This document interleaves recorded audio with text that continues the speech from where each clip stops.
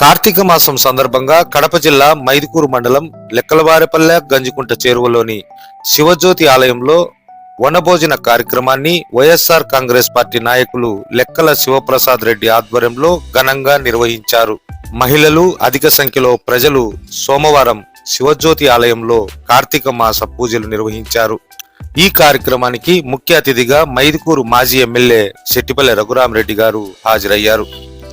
ఈ సందర్భంగా వైఎస్ఆర్సీపీ నాయకులు, కార్యకర్తలు శెట్టిపల్లె రఘురామరెడ్డి గారికి పూలమాల, శాలువాలతో సత్కరించి స్వాగతం పలికారు. శివజ్యోతి ఆలయంలో ప్రత్యేక పూజల్లో శెట్టిపల్లె రఘురామరెడ్డి గారు పాల్గొన్నారు. కార్యకర్తలు, నాయకులతో ముచ్చటించారు. సాంస్కృతిక కార్యక్రమాలను తిలకించారు.